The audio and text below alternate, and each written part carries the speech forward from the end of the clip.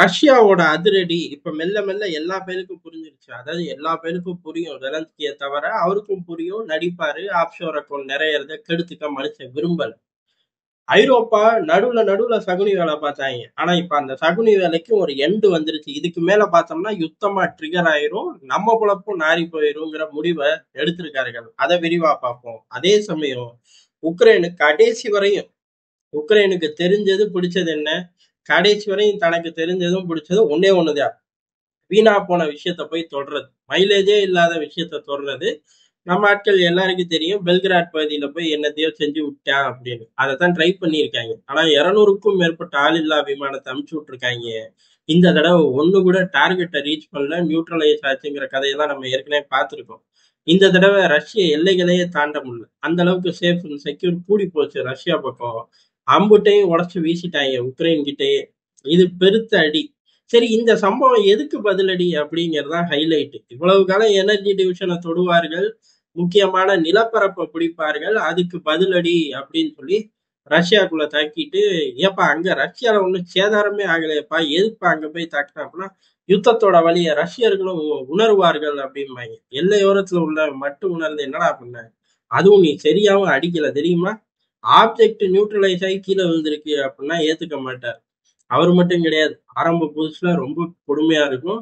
ஒட்டுமொத்த வெஸ்டர்ன் மீடியாவும் ரஷ்யா முழுக்க பத்திக்கிட்டு எரியுதுன்றுவாங்க. கிரிம்லினே கிடுகிடுன்னு நடுங்குதுன்றுவாங்க. இல்ல அப்படின்னு சொன்னோம்னா நம்ம கூட சண்டைக்கு வருவாங்க. ஆனா இப்ப எல்லாமே மலையேறி போச்சு. நாட்கள் செல்ல செல்ல இதுக்கு மேல நம்மளோட சங்குனித்தனத்தை காட்டினோம்னா நம்மளும் போய் யுத்தத்துல நிக்கணுங்கிறத புரிஞ்சுக்க ஆரம்பிச்சிருக்காரு.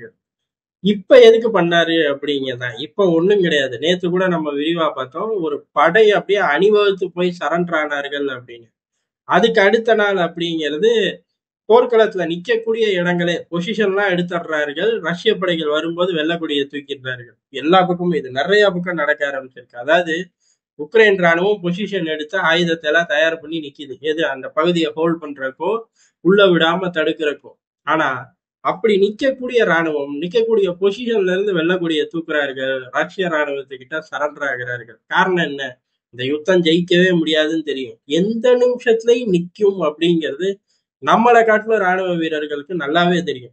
காரணம் பேச்சுவார்த்தை தீவிரமா போகுது. இதுக்கு நடுவுல தேவையில்லாம நம்ம பெரிய அளவுல இந்த பகுதியை ஹோல்டே பண்ணி வச்சாலும் நாளைக்கு பேச்சுவார்த்தையில போயிடும் முழுசா. அப்புறம் எதுக்கு இந்த வேலை? இந்த பகுதியை ஹோல்டே பண்ணாம விட்டுட்டு பின்வாங்கினாலும் நாளைக்கு பேச்சுவார்த்தையில இது பஃபர் ஜோனுக்கு வெளியே இருக்கு, இல்ல பஃபர் ஜோன்ல இருக்கு, பாதியை விட்டு தரேன்னா அந்த ஜோன்ல இருக்குன்னா ரஷ்யா கொடுக்க போகுது. இதுல நம்ம சாதிக்கிறதுக்கு ஒண்ணு இல்லை அப்படிங்கிற மனநிலைக்கு உக்ரைன் படைகள் வந்துட்டார்கள். ஒட்டுமொத்த படைகளும் அதனால தப்பிச்சு ஓடாம பொசிஷன்ல வெள்ளக்கூடி தூக்குறார்கள். பொசிஷனை போய் டேக் ஓவர் பண்ற மாதிரி அணிவகுத்து அப்படியே ரஷ்யா சைடு போயிடுறார்கள். ஐயோ அப்படிங்கிற மாதிரி. இது ரொம்ப வேகமா நடக்குது. நினைச்சு பார்க்க முடியாத அளவுல உக்ரைன் ராணுவம் இதை செய்ய ஆரம்பிச்சிட்டார்கள். இதுக்கு ஒரு பதிலடி. இப்ப ஆட்டோமேட்டிக்கா இதுல ரெண்டு விஷயம் இருக்கு. ஒண்ணு, வெளிப்படையா இவரு இந்த மாதிரி கதை விட்டுக்கலாம். ரஷ்யர்கள் உணர்றார்கள், நாங்க எங்கனால தாக்க முடியும், இன்னும் கொஞ்சம் நீண்ட தூரம் ஏவுகணை டொமாஸ் மிசைல் எல்லாம் தந்தீங்கன்னா மெயின்லேண்ட் ரஷ்யாவா அப்படி ரெண்டு துண்டா உடைச்சிருவேன்னு பேசுறதுக்கு உதவும். அதுக்கடுத்து கோபமா இருக்கக்கூடிய ரஷ்யா கைதிகளை எடுப்பார்களா அப்படின்னு கேட்டா அது சந்தேகம். களத்துல நிக்கிற ராணுவம் ஃப்ரீ ஹேண்ட் இருக்கும். ஆட்டோமேட்டிக்கா அவர்கள் ஃபயர் ஓபன் பண்ண அதிக வாய்ப்பு இருக்கு. ஃபயர் ஓபன் பண்ணா சரண்டர் ஆவார்களா அப்படின்னு கேட்டா அந்த எண்ணிக்கை குறையவும் அதிக வாய்ப்பு இருக்கு. டீல்கள் போட்டா மட்டும்தான். ரஷ்யா ஏற்கனவே ஒரு டோல் ஃப்ரீ கொடுத்துருக்கு. அந்த டோல் ஃப்ரீ மூலியமா டச் ஆகி கிளம்பி போனாதான் உண்டு. இந்த மாதிரி சிக்கல்களையும் ஈஸியா உருவாக்கலாம். சகுனி எல்லா பக்கமும் வேலை பார்க்கிறாரு அப்படிங்கிறத. இதுல இது பூரா இந்த பக்கம் களத்துல ஆடிக்கிட்டு இருக்கும்போது ஐரோப்பா தனக்குத்தானே இனிமே குழி வெட்டிக்க கூடாது, சகுனி வேலையை நிறுத்தலாம் அப்படின்னு ஒரு சிக்னலை போட்டிருக்கு. அதை பாக்குறதுக்கு முன்னாடி நீ உக்ரைனை ரொம்ப திட்டுற அப்படின்னு நண்பர் ஒருத்தர் பொங்கி எழுந்துட்டாரு. உக்ரைனை திட்டுறதுக்கு நமக்கு ஒண்ணும் கிடையாது. எனக்கு தெரிஞ்சு 2 ஏக்கர் அங்க இருக்கா அப்படின்னு கேட்டா இல்ல, எனக்கு தெரிஞ்சு இல்ல, உண்மையில அங்க இல்ல. அந்த ஊர்ல எவனுக்குமே இல்ல. இதுவரைக்கும் உக்ரைனியர்கள் மட்டும்தான் அங்க உள்ள விவசாய நிலத்தை வச்சிருந்தாங்க. இந்த யுத்தத்துக்கு அப்புறம் வெளிநாட்டுக்காரன் வாங்கிக்கலாம் அப்படின்னு சட்டத்தை ஜெலன்ஸ்கி போட்டார். அமெரிக்காவோட கம்பெனிகள் பூரா போய் அங்க விவசாய நிலத்தை வாங்கி வச்சுட்டாங்க. நமக்கு அங்க ஒண்ணும் வேலை கிடையாது. அடி வாங்குறான். அடி வாங்குறத நம்ம சொல்றோம். ஏடா பாவி மனுஷா, ஒருத்தன் அடி வாங்குறத சொல்லுவியாடா அப்படின்னு கேட்டா இந்த யுத்தமே வந்திருக்க தேவையில்ல. ரஷ்யா உக்ரைனுக்கு சண்டை போடுற அளவுக்கு யுத்தம் இருந்துச்சா அப்படின்னு கேட்டா அப்படி பகை ஒண்ணுமே ஓடல. அமெரிக்காவோட சுயநலம், ஜெலன்ஸ்கியோட சுயநலம் யுத்தத்தை சந்திக்கிறார்கள்ங்கிறது தான் இதுல முக்கியமான விஷயம். அதனால்தான் இதை நம்ம இந்த சைடு ஜாஸ்தியா பார்க்கிறோம். அதை தாண்டி சர்வதேச அரசியல்ல என்னைக்குமே உக்ரைன் நம்ம பக்கத்துல நின்னதே கிடையாது. இவன் யாரு கோமாளி பக்கத்துல நிக்க, இந்தியாவே ஜெயிச்சிருங்கிறது ஒரு யதார்த்தமான உண்மை. ஆனா நமக்கு எதிர் பொசிஷன்ல இருந்துதான் வாய் பேசியிருக்கார்கள் பல நேரங்கள்ல, பல நாட்கள். அப்படி இருக்கும்போது ஜெலன்ஸ்கிய கிழிக்கிறதுல ஒன்றும் தப்பு கிடையாது. தேசப்பற்று அலவுடு அதுக்கு. எது இந்திய தேசப்பற்று, அப்ப தேசபக்தியும் பாயத்தான் செய்யும். இருக்கட்டும் ஒரு பக்கம். ஐரோப்பா எப்படி தப்பிச்சு போச்சுன்னு பார்ப்போம். ஐரோப்பாவை பொறுத்தவரை நேட்டோவோட பொதுச் செயலாளர், முன்னாள் பொதுச் செயலாளர் சொல்றார், எப்ப பழைய நினைவுகள்லாம் அப்படியே திருப்பி அவுத்து விடுறார். பங்கர்ல இருந்து ஜெலன்ஸ்கி என்னை கூப்பிட்டார் தெரியுமா, பங்கர்ல இருந்து ஜெலன்ஸ்கி கூப்பிட்டு படைகளை கொண்டு அனுப்பி விடுங்க, ரொம்ப நிலைமை மோசமா இருக்கு அப்படின்னாரு. ஆனா நான் மாட்டேன்ட்டேன். சரி ரைட், நோ ஃபிளை ஜோன் கொடுங்கன்னாரு.